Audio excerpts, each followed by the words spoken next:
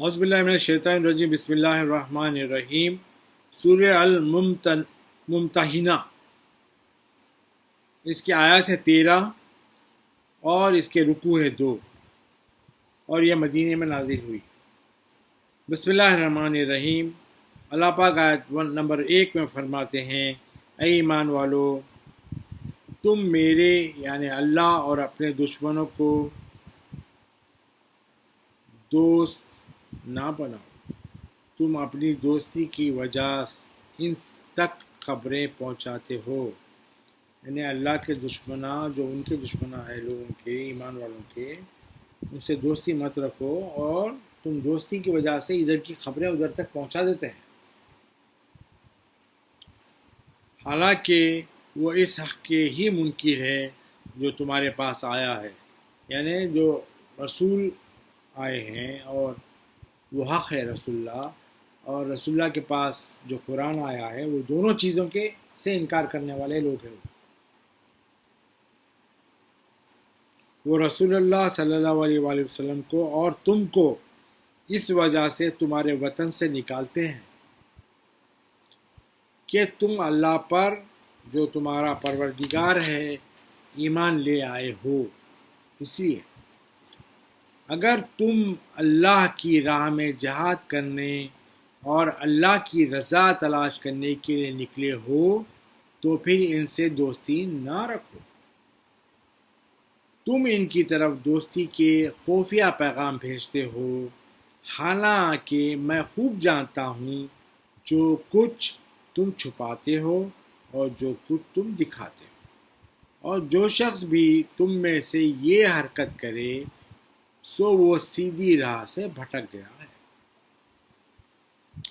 آیت نمبر 2 میں اللہ پاک فرماتے ہیں، اگر وہ تم پر قدرت پالیں تو دیکھنا وہ تمہارے کھلے دشمن ہوں گے،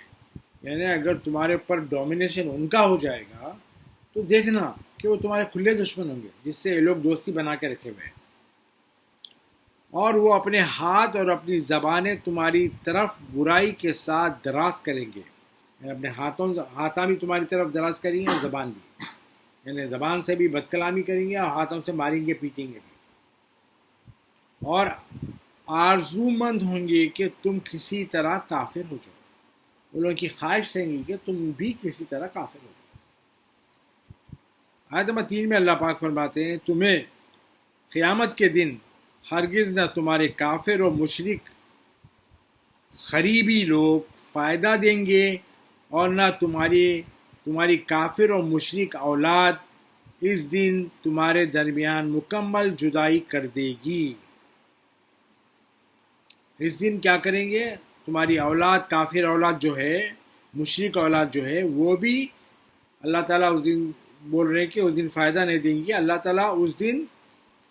تمہارے درمیان مکمل جدائی کر دیں گے، کافروں کو الگ کر دیں گے، تم کو الگ کر دیں گے، مومن جنت میں اور کافر دوزخ میں بھیج دیے جائیں گے، اور اللہ ان کاموں کو خوب دیکھنے والا ہے جو تم کر رہے ہو۔ آیت نمبر 4 میں اللہ پاک فرماتے ہیں، بے شک تمہارے لیے ابراہیم علیہ السلام میں اور ان کے ساتھیوں میں بہترین نمونہ اقتداء ہے، یعنی ابراہیم علیہ السلام اور ان کے فالوورز میں کے لیے تمہارے پاس بہترین اگزامپل ہے کیسا فالو کرنا۔ جب انہوں نے اپنی قوم سے کہا، ہم تم سے اور ان بتوں سے جن کی تم اللہ کے سوا پوجا کرتے ہو کلیتاً بیزار اور لا تعلق ہے، بلکہ جب ابراہیم علیہ السلام بولے تو ہم نے تم سب کو کھلا انکار کیا، تعلق ہے، اور ہم نے تم سب کا کھلا انکار کیا، ہمارے اور تمہارے درمیان دشمنی اور نفرت و عناد ہمیشہ کے لیے ظاہر ہو چکا ہے۔ اب کھلی دشمنی ہے، کھلی عناد ہے، دل میں بغض ہے بتوں کو لے کے، یہاں تک کہ تم ایک اللہ پر ایمان لاؤ۔ جب تم ایک اللہ پہ ایمان لا لیں گے تو پھر ہماری اور تمہاری دشمنی ختم ہو جائے گی۔ مگر ابراہیم علیہ السلام کا اپنے پرورش کرنے والے باپ سے یہ کہنا کہ میں تمہارے لیے ضرور بخشش طلب کروں گا، یعنی اللہ سے طلب کروں گا کہ اللہ تم کو بخش دے، جو ان کو پالے تھے ابراہیم علیہ السلام کو۔ فقط پہلے کا کیا ہوا، ایک وعدہ تھا جو انہوں نے پورا کر دیا اور ساتھ یوں جتا بھی دیا اور یہ کہ میں تمہارے لیے تمہارے کفر و شرک کے باعث اللہ کے سامنے کسی چیز کا مالک نہیں ہوں، تمہارے نہ کفر کا مالک ہوں نہ تمہارے شرک کا مالک ہوں، اللہ کے سامنے کچھ بھی نہیں ہوں۔ ایک بار انہوں بول دیا کہ بخشش طلب کروں گا اور اپنا وعدہ پورا کر دیا، ختم۔ اس کے بعد جو بھی انہوں کر رہے ہیں اللہ تعالیٰ کے سامنے انہوں مالک نہیں ہے۔ پھر وہ یہ دعا کر کے قوم سے الگ ہو گئے، اے ہمارے رب، ہم نے تجھ پر ہی بھروسہ کیا اور ہم نے تیری طرف ہی رجوع کیا اور سب کو تیری ہی طرف لوٹنا ہے۔ یہ ایک بہت بڑا اگزامپل ہے امت مسلمہ کے لیے کہ ابراہیم اور ان کے اصحاب جو نیک لوگ تھے ان کے ساتھ یہ اس قسم کی دعائیں کرے اور نکل گئے بس۔ آیت نمبر 5 میں اللہ پاک فرماتے ہیں، اے ہمارے رب، تو ہمیں کافروں کے لیے سب آزمائش نہ بنا، یعنی انہیں ہم پر مسلط نہ کر، کافروں کو ہمارے پر مسلط نہ کر، اور ہمیں بخش دے اے ہمارے پروردگار، بے شک تو ہی غلبہ اور عزت والا، بڑی حکمت والا ہے، کہ اللہ ہی کے پاس سب کچھ ہے۔ آیت نمبر 6 میں اللہ پاک فرماتے ہیں، بے شک تمہارے لیے ان میں بہترین نمونہ اختتاح ہے، یعنی بہترین ایگزامپل ہاؤ ٹو فالو، خاص طور پر ہر اس شخص کے لیے جو اللہ کی بارگاہ میں حاضری کی اور یوم آخرت کی امید رکھتا ہے، یعنی ہر وہ شخص جو اللہ کے سامنے حاضر ہوں گا اور آخرت میں اللہ تعالیٰ حشر برپا کریں گا بلکہ اس کی امید رکھتا ہے، اور جو شخص انکار کرتا ہے تو بے شک اللہ بے نیاز ہے اور لائق حمد و ثنا ہے۔ اگر وہ انکار کرتا ہے تو اللہ کو کیا فرق پڑا، وہ تو بے نیاز ہے اور وہی تمام تعریفیں اور تمام تعریفوں کے قابل ہے۔ آیت نمبر 7 میں اللہ پاک فرماتے ہیں، عجب نہیں کہ اللہ تمہارے اور ان میں بعض لوگوں کے درمیان جن سے تمہاری دشمنی ہے کسی وقت بعد میں دوستی پیدا کر دے۔ یہ اللہ کے لیے کوئی عجیب بات نہیں ہے، کوئی عجب نہیں ہے۔ اللہ چاہے گا تو اب جس سے تمہاری دشمنی ہے کچھ دنوں کے بعد شاید اللہ تعالیٰ ان کو ایمان میں لا کے تمہارے سے دوستی کرا دے، اور اللہ بڑی قدرت والا ہے اور اللہ بڑا بخشنے والا نہایت ہی مہربان ہے۔ آیت نمبر 8 میں اللہ پاک فرماتے ہیں، اللہ تمہیں اس بات سے منع فرماتا ہے کہ جن لوگوں نے تم سے دین کے بارے میں جنگ نہیں کی اور نہ تمہیں تمہارے گھروں سے یعنی وطن سے نکالا ہے کہ تم ان سے بھلائی کا سلوک کرو اور ان سے عدل و انصاف کا برتاؤ کرو، بے شک اللہ عدل و انصاف کرنے والوں کو پسند فرماتا ہے۔ جو لوگ وہاں سے مکے والے جو تھے، جو ان لوگوں کے ساتھ دشمنی نہیں کرے، ان کو گھروں سے نہیں نکالے، کوئی ان کے ساتھ زیادتی نہیں کرے، تو اللہ تعالیٰ کیا بول رہے ہیں، ان لوگوں کے ساتھ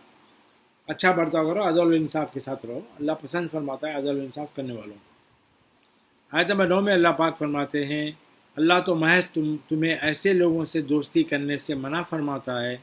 جنہوں نے تم سے دین کے بارے میں جنگ کی اور تمہیں تمہارے گھروں یعنی وطن سے نکالا اور تمہارے باہر نکالے جانے پر تمہارے دشمنوں کی مدد کی، اور جو شخص ان سے دوستی کرے گا تو وہی لوگ ظالم ہیں۔ آیت نمبر 10 میں اللہ پاک فرماتے ہیں، اے ایمان والو، جب تمہارے پاس مومن عورتیں ہجرت کر کے آئیں تو انہیں اچھی طرح جانچ لیا کرو، اللہ ان کے ایمان کی حقیقت سے خوب آگاہ ہے۔ وہاں سے جو مکے سے ہجرت کر کے جو عورتیں آتی ہیں نا، ان کو اچھی طرح چیک کرو، اللہ ان کے ایمان کی کیا ریالٹی ہے وہ خوب جانتا ہے۔ پھر اگر تمہیں ان کے مومن ہونے کا یقین ہو جائے تو انہیں کافروں کی طرف واپس نہ بھیجو، نہ یہ مومنات ان کافروں کے لیے حلال ہیں اور نہ وہ کافر ان مومن عورتوں کے لیے حلال ہیں، اور ان کافروں نے جو مال بصورت مہر ان پر خرچ کیا ہو وہ ان کو ادا کر دو، یعنی شادی کرے وقت جو کافر ان سے شادی کرا تھا، اب یہ عورتیں مومن ہو گئی تو اب ان کا رشتہ ٹوٹ گیا، اور جو مال کافر والوں کو مہر میں دیے تھے اللہ تعالیٰ یہ عورتوں کو بولے وہ مال ان کو واپس کر دو۔ اور تم پر اس بات میں کوئی گناہ نہیں کہ تم ان سے نکاح کر لو جبکہ تم ان عورتوں کا مہر ادا کر دو. یعنی مومنوں پہ یہ بات سے گناہ نہیں ہے کہ وہ مومنوں کا جو مہر وہ لوگ دیے تھے شادی کر کے مومن آدمی ان لوگوں کا جو مہر ان لوگوں کو دینا ہے وہ لوگ کو ادا کر دو اور مومن عورتوں سے شادی کر لو بول کے بول رہے ہیں اللہ تعالیٰ مسلمانوں کو. اور اے مسلمانوں تم بھی کافر عورتوں کو اپنے عقد نکاح میں نہ روکے رکھو. جو اسلام نہیں لا رہی تم مسلمان ہو گئے اور وہ تمہاری عورتیں اسلام نہیں لانا تو ان کو اپنے نکاح میں روک کے مت رکھو بول رہے اللہ تعالیٰ. اور تم کفار سے وہ مال طلب کر لو جو تم نے ان عورتوں پر بصورت مہر خرچ کیا تھا. کافروں سے مال بھی لے لو جو عورتوں سے نکاح کرتے ہو تم ان کے پر خرچ کر لیتے. اور وہ کفار تم سے وہ مال مانگ لیں جو انہوں نے ان عورتوں پر بصورت مہر خرچ کیا تھا. یعنی جو عورتیں مسلمان ہو گئے جن کے شوہر کافر ہی رہ گئے تو وہ چاہے تو عورتوں کے اوپر جو مال خرچ کرے تو وہ لوگ بھی مانگ لے سکتے. یہی اللہ کا حکم ہے اور وہ تمہارے درمیان فیصلہ کر دے فرما رہا ہے اور اللہ خوب جاننے والا اور بڑی حکمت والا ہے. آیت نمبر 11 میں اللہ پاک فرماتے ہیں اور اگر تمہاری بیویوں میں سے کوئی تم سے چھوٹ کر کافروں کی طرف چلی جائے پھر جب وہ تم جنگ میں غالب آ جاؤ یعنی کافروں کے پاس چلے گئی تمہاری عورت چھوٹ کے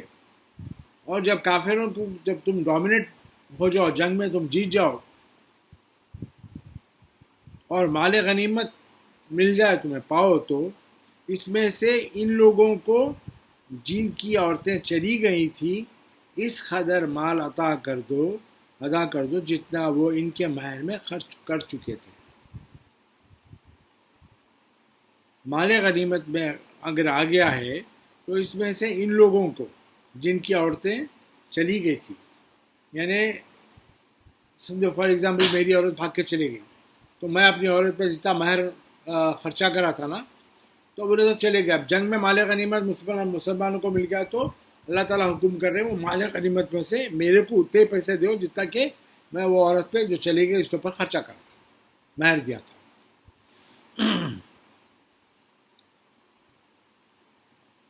اور اس اللہ سے ڈرتے رہو جس پر تم ایمان رکھتے ہو. آیت نمبر 12 میں اللہ پاک فرماتے ہیں اے نبی مکرم صلی اللہ علیہ وآلہ وسلم جب آپ کی خدمت میں مومن عورتیں اس بات پر بیعت کرنے کے لیے حاضر ہو کہ وہ اللہ کے ساتھ کسی چیز کو شریک نہیں ٹھہرائیں گی اور چوری نہیں کریں گی اور بدکاری نہیں کریں گے اور اپنی اولاد کو قتل نہیں کریں گی اور اپنے ہاتھوں اور پاؤں کے درمیان سے کوئی جھوٹا بہتان گھڑ کر نہیں لائیں گی یعنی اپنے شوہر کو دھوکہ دیتے ہوئے کسی غیر کے بچے کو اپنے پیٹ سے جنا ہوا نہیں بتائیں گی اور کسی بھی ارادہ شریعت کے ارادے میں آپ کی نافرمانی کریں گی